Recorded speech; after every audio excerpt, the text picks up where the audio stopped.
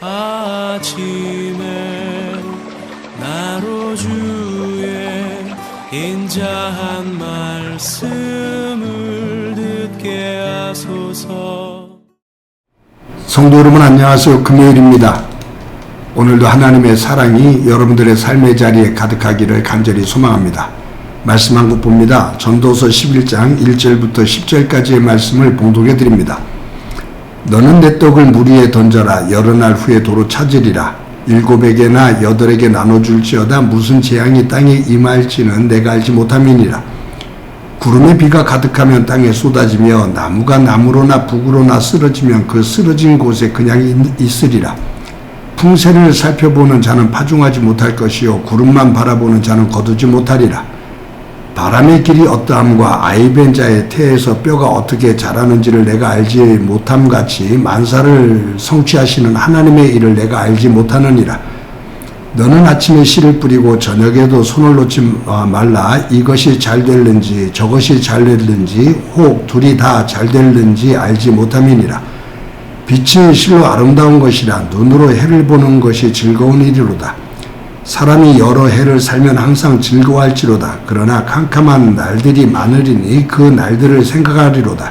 할지로다. 다가올 일은 다 헛되도다.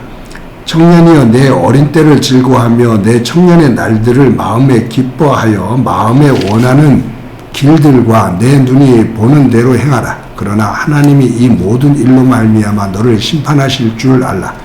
그런즉 근심이 내 마음에서 떠나게 하며 악이 내 몸에서 물러가게 하라. 어릴 때와 검은 머리의 시절이 다 헛되리라. 아멘.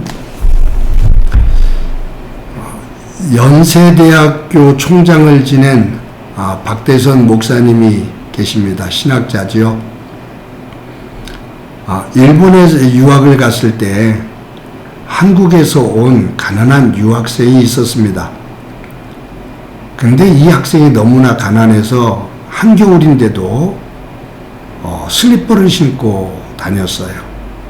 그러니까 이 박대선 목사님이 그 학생을 보면서 마음이 너무 안타까워서 자신이 신고 있는 신발 가운데 한 켤레를 이 학생에게 주었습니다. 그리고 시간이 한참 지났어요. 목사님이 이제 유학을 다 마치고 한국으로 고국으로 돌아왔습니다. 그런데 고국에 돌아와서 얼마 지나지 않아서 6.25 전쟁이 일어났습니다. 전쟁통에 먹을 것이 없죠. 그래서 굶게 됩니다.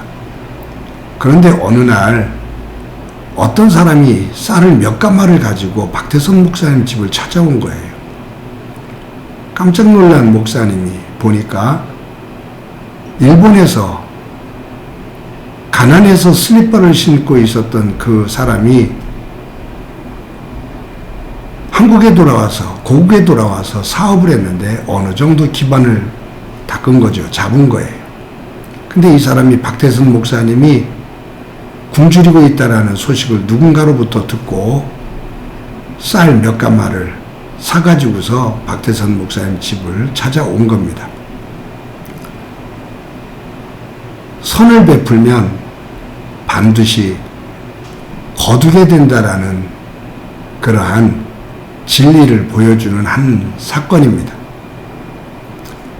여러분 오늘 본문 1절에서 하나님은 솔로몬을 통해서 이렇게 말씀하셔요. 너는 내 떡을 물 위에 던져라. 여러 날 후에 도로 찾으리라. 2절에서는 7에게나 8에게나 나눠줄지어다. 무슨 재앙이 땅에 임할는지 내가 알지 못함이니라. 여기에 내 떡을 물에 던져라. 여러 날 후에 도로 찾으리라. 이것은 아마 애굽의 나일강에 홍수가 날 때 그때 그 강에 곡식을 뿌리면 그 곡식이 이제 그 물을 타고 내려가서 어느 곳에 떨어지면 묻혀지면 거기서 싹이 나면서 열매가 맺혀지는 그러한 현상을 얘기하는 거거든요. 그러니까 여기에서 네 음식, 네 양식을 물 위에 던져라. 이게 꼭 낭비하는 것 같고 손해보는 것 같죠. 밑 빠지는 독에 물을 붓는 것 같은 느낌도 들죠. 흘러가는 물에다가 떡을 던진다고요? 이 문장 그 말씀 그대로만 읽는다면 정말로 쓸데없는 짓입니다. 그런데 이 의미는 네가 먹고 있는 것 가운데 다른 사람에게 베풀 수 있다면 베풀어줘라. 7에게나 8에게 나눠줄지어다. 7은 완전 수잖아요. 네가 할 수 있는 한 최선을 다해 나눠줘라. 언제 어떤 일이 일어날지 모른다. 네가 어려워질 수도 있고 그때 어떤 도움이 있을지 모른다. 베풀면서 살아라 그 말이에요. 여러분, 우리가 이웃에게 선을 베푸는 것은 더 많은 것을 얻기 위해서 베푸는 것은 아닙니다. 그냥 마음이 동해서 하나님께서 그렇게 말씀하시니 가난하고 어려운 사람들에게 조금이라도 나누며 살아가는 거예요. 그것이 하나님께서 원하시는 일이고 하나님께서 기뻐하시는 일이니 하나님의 자녀, 하나님 나라 백성들이 그렇게 사는 것은 당연하다 그 말이죠. 그런데 하나님 나라의 주인이 되시는 하나님께서 베풀면, 가난한 자들과 나누면 하나님께서 꼭 보답해 주신다. 하나님께서 꼭 응답해 주신다 그 말이에요. 여러분, 성경은 곳곳에서 가난한 사람들과 함께 더불어 살아가라고 말합니다. 신명기 말씀을 읽다 보면 곡식을 추수할 때 떨어지는 밀알 줍지 마라. 밭과 논에 그 귀퉁이에 있는 것들까지 싹싹 베지 마라. 추수하지 마라. 남겨둬라. 모퉁이와 한쪽 귀퉁이에 있는 것들, 그런 것들은 그냥 후하게 남겨줘라. 왜냐하면 가난한 사람들이 떨어진 이삭을 줍고 그 밭과 논의 귀퉁이에 있는 그 곡식들을 거두어서 한 끼 식사라도 할 수 있도록, 배고픈 자녀들에게 무언가 먹을 것을 제공할 수 있도록 그 가난한 사람들 위해서 남겨두어라 그 말이에요. 그러니 하나님은 조금 누릴 수 있는 사람들이 누리지를 못하고 가난한 사람들을 생각하며 사는 것, 이것이 공존하는 세계입니다. 하나님의 평화입니다. 하나님의 나라입니다. 잠언서 11장 24절 25절에 보면 이렇게 기록되어 있어요. 흩어 구제하여도 더욱 부하게 되는 일이 있나니 과도히 아껴도 가난하게 될 것이 뿐이니라. 구제를 좋아하는 자는 풍족하여질 것이요 남을 윤택하게 하는 자는 윤택하여지리라. 흩어 구제하여도 부하게 되는 사람이 있는가 하면 과도하게 아껴도 가난해지는 사람이 있다.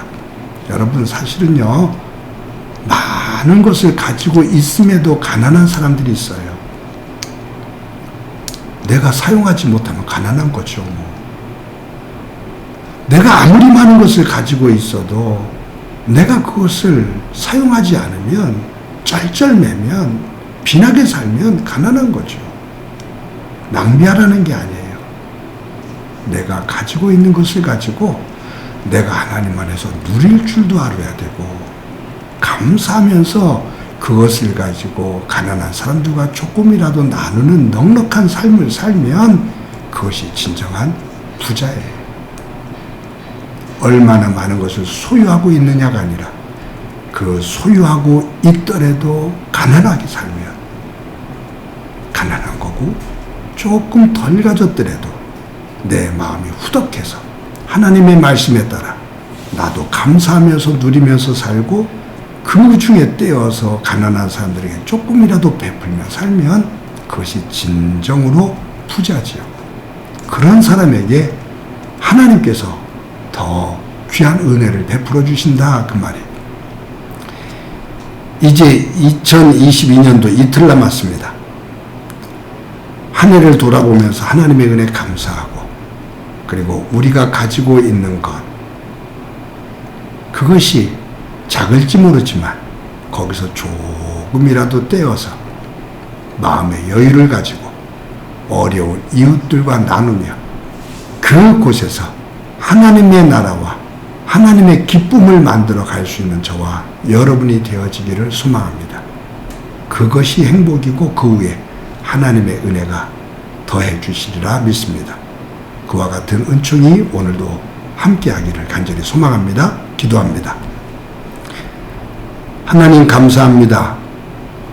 오늘도 하루를 살면서 저희들 마음과 저희들의 삶이 부한 삶이 되게 하셔서 감사함이 있게 하시고 기뻐함이 있게 하시며 작은 것 하나라도 나보다 더 어려운 이웃들과 나누며 하나님의 나라를 만들어가고 그 사랑이 또 다른 사랑을 만드는 복된 삶이 되도록 은총 베풀어 주옵소서. 오늘도 하나님 함께해 주시리라 믿고 예수님의 이름으로 기도드립니다. 아멘.